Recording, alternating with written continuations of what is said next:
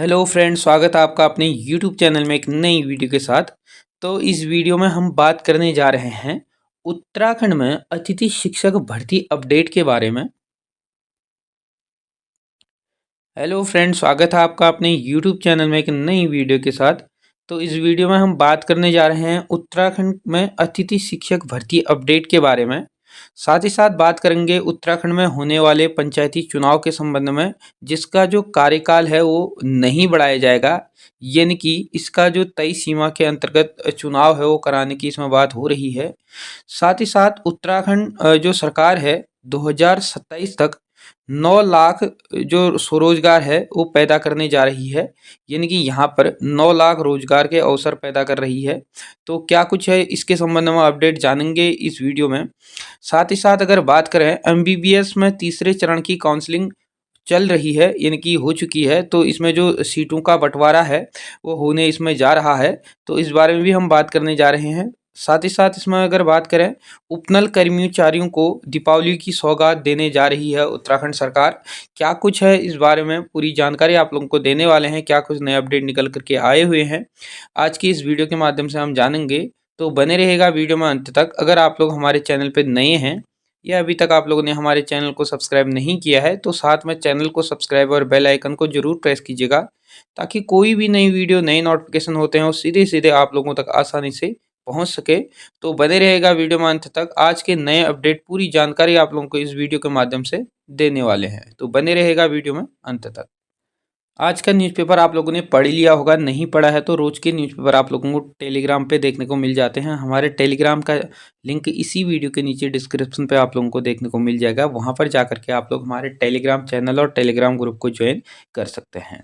तो अगर बात करें एमबीबीएस की सीटों के बंटवारे के संबंध में, तो इसमें तीसरे चरण की काउंसलिंग में एमबीबीएस सीटें आवंटित हो चुकी है। अगर इसमें देखें तो इसमें जैसे कि कहा गया है कि एचएनबी मेडिकल विश्वविद्यालय में रविवार देर शाम नीट यूजी की तीसरी चरण की जो स्टेट काउंसलिंग के तहत अगर एमबीबीएस एवं बीडीएस की सीटों का आवंटन कर दिया गया है, लेकिन तीसरे चरण के लिए जो एसजीआरआर मेडिकल कॉलेज में 15% यानी कि 11 सीटों को एनआरआई कोटे के लिए परिवर्तित करने की वजह से एक दिन के लिए रिजल्ट इसका होल्ड किया गया था। फिलहाल इस जो मेडिकल कॉलेज है इसको सरकार ही चलाएगी और पीपीपी मोड पर जो स्थिति है अभी इसके लिए स्पष्ट नहीं हुई है। तो आप लोग देख पाएंगे कि उत्तराखंड में अगर टोटल एमबीबीएस और बीडीएस की सीटें जो रिक्त हैं 232 सीटें रिक्त हैं, जिसमें से 84 जो सीटें हैं वो सिर्फ हरिद्वार में ही क्या है सीटें खाली हैं। तो तीसरे चरण की जो काउंसलिंग है वो आप लोगों को देखने को मिल रही है वर्तमान में। तो इसमें अभी जो है इसमें जो सीटों का आवंटन है वो होना प्रारंभ हो चुका है, क्योंकि इसमें एक दिन के लिए जो काउंसलिंग प्रक्रिया थी इसका रिजल्ट था उसको होल्ड कर दिया गया था। कारण ये था कि जो एनआरआई कोटा है जिसमें 11% कोटे को आरक्षित करने की बात करी गई थी, तो इस कारण से इसको रोका गया था। लेकिन अब इसमें जो है स्थिति स्पष्ट हो चुकी है।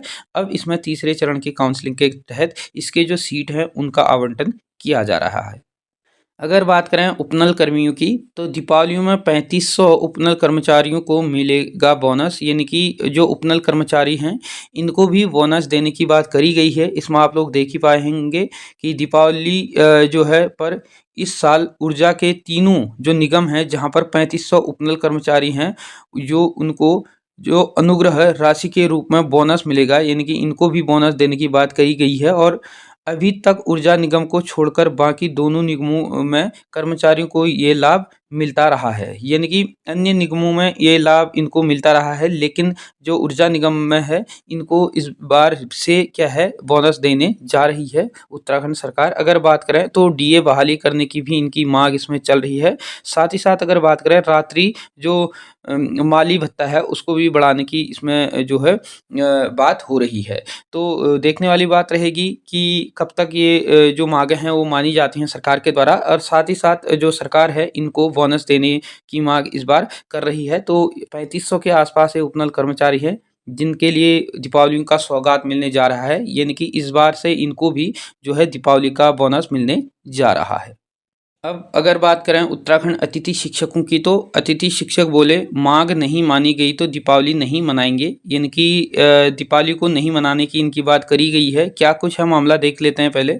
जैसे कि आप लोग देख पा रहे हैं, उत्तराखंड में अतिथि जो शिक्षक हैं ने आरोप लगाया है कि जो शिक्षा मंत्री है डॉक्टर धन सिंह रावत ने आश्वासन के बावजूद भी उनकी जो मांग हैं उन पर कार्रवाई नहीं की जा रही है। माध्यमिक जो अतिथि शिक्षक संघ ने कहा है कि यदि सरकार ने उनकी लंबी मांगों का जो है पर कार्रवाई नहीं की तो अतिथि शिक्षक जो होंगे वो दीपावली नहीं मनाएंगे। तो ये इनके द्वारा कहा गया है। साथ ही साथ बताया गया है कि रविवार को जो मीडिया कर्मी हैं इनसे बातचीत के माध्यम से अतिथि शिक्षक जो संघ के प्रदेश अध्यक्ष हैं अभिषेक भट्ट जी, इनका इसमें कहना है कि अतिथि शिक्षकों के साथ जो किए वादे थे वो खोखले निकल रहे हैं। शिक्षा मंत्री ने अगस्त में आंदोलन के दौरान जो अतिथि शिक्षक हैं इनके पदों को सुरक्षित रखने और वेतन वृद्धि पर सहमति दी थी और लंबी मांगों को पूरा करने का आश्वासन दिया था। लेकिन 50 दिन के बाद भी कार्यवाही अभी तक इसमें नहीं की गई है। और साथ ही साथ जो अभिषेक भट्ट जी हैं इनका कहना है कि जो सरकार है वो पूर्व से ही सभी वादों को निभाने और इस वर्ष समय पर मानदेय जारी करने व दीपावली बोनस देने की भी मांग इसमें की गई थी। तो अब इसमें देखने वाली बात रहेगी कि जो भट्ट जी हैं इनका कहना है कि बहुत सारे इसमें वादे इनके द्वारा करे गए थे। लगभग इसमें 50 दिन हो चुके हैं लेकिन अभी तक इसमें किसी भी प्रकार की कार्यवाही नहीं हुई है।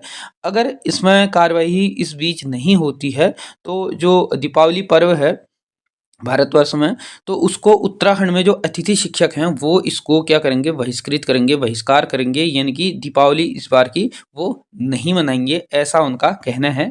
अब सरकार अपना इसमें क्या रुख लेती है, क्या पक्ष रखती है, वो तो देखने वाली बात रहेगी। लेकिन फिलहाल के लिए जो अतिथि शिक्षक हैं, अतिथि शिक्षक संघ है, वो इसका जो है विरोध कर रहा है कि हम दीपावली नहीं मनाएंगे। अगर सरकार ने ये मांगे लगभग जो मांगे हैं वो नहीं मानी और लगभग 50 दिन अभी हो चुके हैं, तो जल्द से जल्द इस पे सरकार को कार्रवाई करने के लिए कहा गया है। अब सरकार इसमें क्या कार्रवाई करेगी वो देखने वाली बात रहेगी।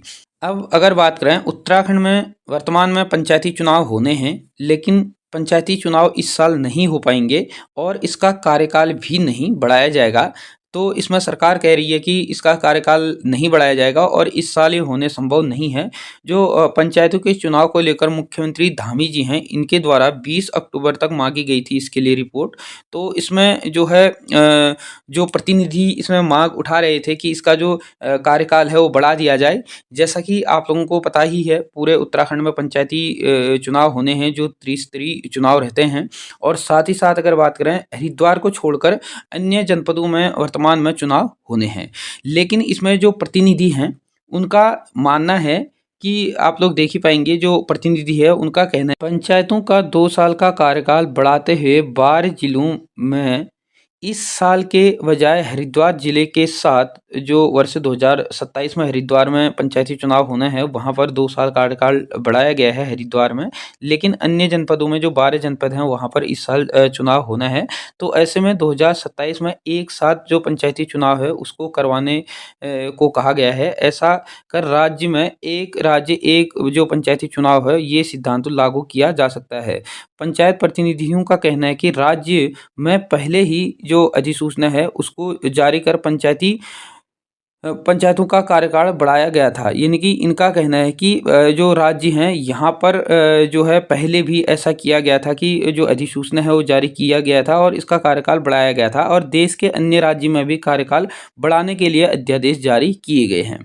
तो इनका कहना है जो प्रतिनिधि हैं पंचायतों के ये मान रहे हैं कि अन्य राज्यों ने ऐसा किया है लेकिन उत्तराखंड सरकार भी ऐसा कर सकती है। और जैसा कि 2027 तक हरिद्वार में चुनाव पंचायती नहीं होना है, ऐसे में पंचायतों के जो प्रतिनिधि है इनका मानना है कि जो 12 जनपदों पे इस साल चुनाव होना है, ऐसे में अगर 2027 में हरिद्वार जनपद के साथ अगर 13 के 13 जनपदों का एक साथ यानी कि चुनाव हो तो इससे जो एक चुनाव एक राज्य सिद्धांत है वो उसको भी अपनाया जा सकता है। तो ऐसा इसमें मानना है। तो अब इसमें देखने वाली बात होगी कि सरकार अपना क्या इसमें पक्ष रखती है, क्या रुख रखती है, तो वो फिर आने वाले वक्त में ही पता चल पाएगा।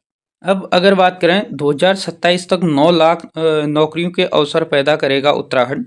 तो उत्तराखंड सरकार जो है वो स्वरोजगार की ओर अग्रसर हो रहा है। तो ऐसे में जो उत्तराखंड गवर्नमेंट है वो 2027 तक 9 लाख रोजगार के अवसर पैदा करने की जो नीति है उसको तैयार कर रहा है। अगर बात करें नीति आयोग के जो उपाध्यक्ष है से सीएम ने जो साझा किया है सशक्त उत्तराखंड का रोड मैप। तो इसमें जो नीति आयोग के उपाध्यक्ष हैं इनके द्वारा इसमें इनका जो रोड मैप है वो तैयार करके सीएम जो है उत्तराखंड के उनके साथ इसको साझा किया है।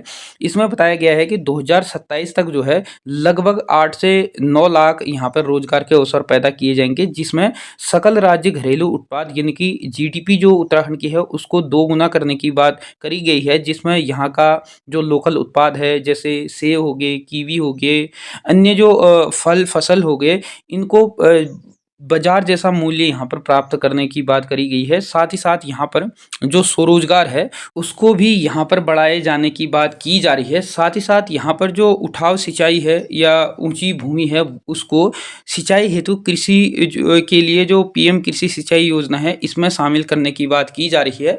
तो उत्तराखंड सरकार का जो विजन है 2027 तक, उसमें उत्तराखंड जो सरकार है वो स्वरोजगार को ज़्यादा तवज्जो देगी, यानी कि स्वरोजगार में ज़्यादा अपना ध्यान आकर्षित करेगी। तो लगभग 2027 तक इसमें बात करी जा रही है कि 9 लाख के आसपास यहाँ पर जो स्वरोजगार है उसको पैदा किया जाएगा। तो ये तो देखने वाली बात होगी अब क्या कुछ इसमें सरकार अपना रुख रखती है, क्योंकि जो नीति आयोग के उपाध्यक्ष हैं उनके द्वारा अपना जो उत्तराखंड के लिए रोड मैप तैयार किया गया था उसको साझा किया गया है। अब आने वाले वक्त में पता चल पाएगा कि क्या उत्तराखंड गवर्नमेंट इसको कर पाएगी या नहीं कर पाएगी। तो फिलहाल के लिए इस वीडियो में इतना ही है। वीडियो अच्छी लगी, इन्फॉर्मेटिव लगी तो इस वीडियो को ज़्यादा से ज़्यादा लोगों को शेयर कीजिएगा। चैनल पे नए हैं या अभी तक चैनल को सब्सक्राइब नहीं किया है तो साथ में चैनल को सब्सक्राइब और बेल आइकन को जरूर प्रेस कीजिएगा, ताकि कोई भी नई वीडियो नई नोटिफिकेशन आप लोगों तक आसानी से पहुंच सके। धन्यवाद।